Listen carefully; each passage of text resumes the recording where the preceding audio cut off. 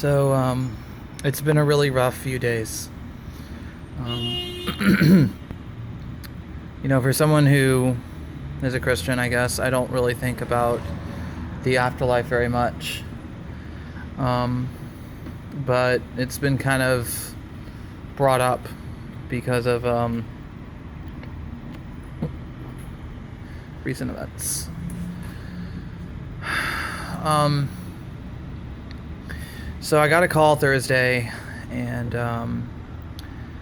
turns out my dad was in the ICU. It wasn't until I got there that I discovered that he was in a lot more trouble than I had thought. I took a plane down from Chicago to Tallahassee, where he was in the hospital, and discovered that that was going to be the last time I ever saw him again. So about my father,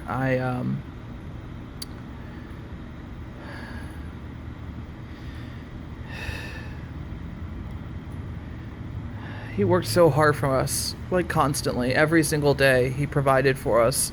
He went to work every single day and made an income for us. He was our breadwinner, and I'm more of a breadcrumb winner.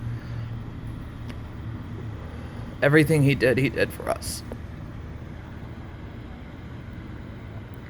And I've been pretty much a crying mess for the last few days since I watched him die in the hospital.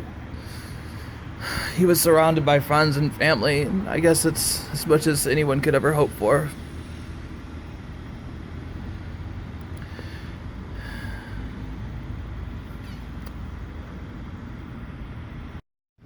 So,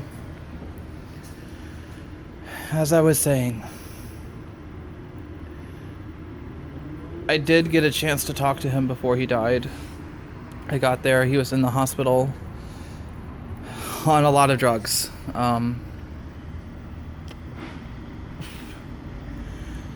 a lot of pain, and knowing that it was his last day on Earth, it's so much to say. Like, this wasn't supposed to happen. He was 63. He was gonna turn 64 in a week. He didn't even get a chance to retire. He worked every day for us. And I told him that.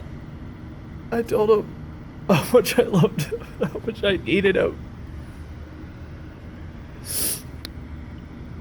I told him that he's probably really scared right now. He couldn't respond to me very well, but that this happens to all of us, and if he's gonna go, I am so proud of him for having so many friends and such a nice family. And that I don't know if I'm ever going to be able to live up to what an amazing person he was. He gave all of himself for us. He was such an important person.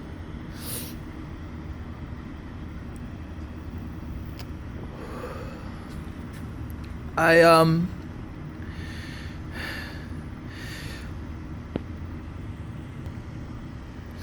told him that he doesn't need to worry because we're a family and we're going to keep looking out for each other.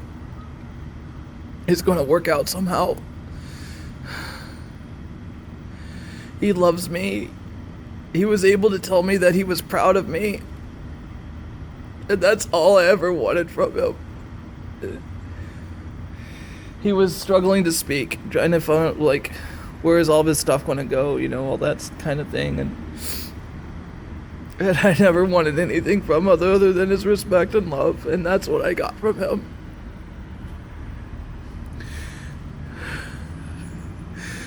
This wasn't supposed to happen.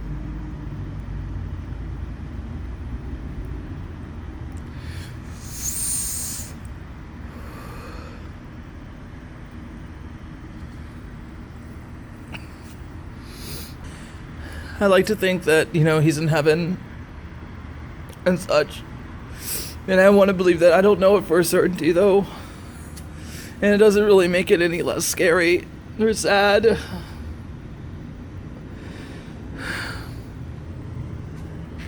But I've been extremely humbled by his friends and family coming to him his last day. I've just gotten a lot of big shoes to fill, you know? Yeah.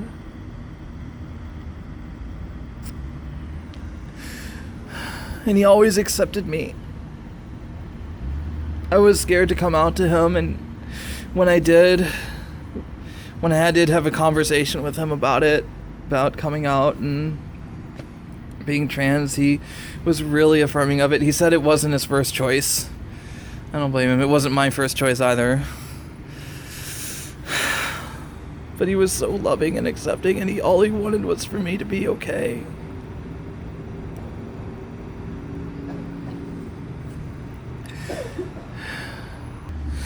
His last words that I can clearly understand that he was able to say was for us to look out for each other.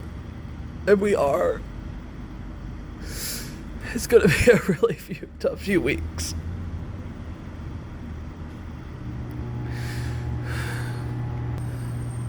I want to be able to put my trust in God.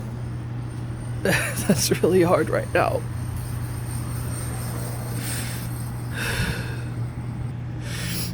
But my hope and understanding are that he died knowing that we're a family and that we're going to survive this.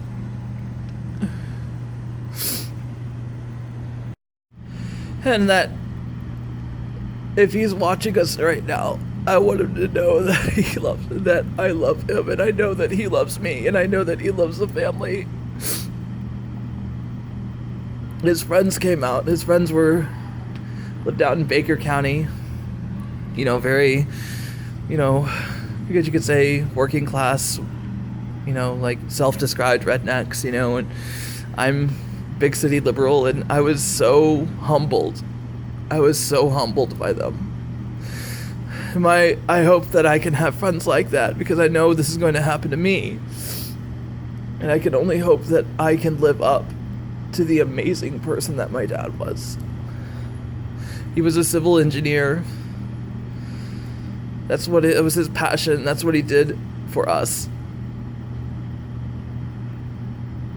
And he's the kind of person that I would want to be.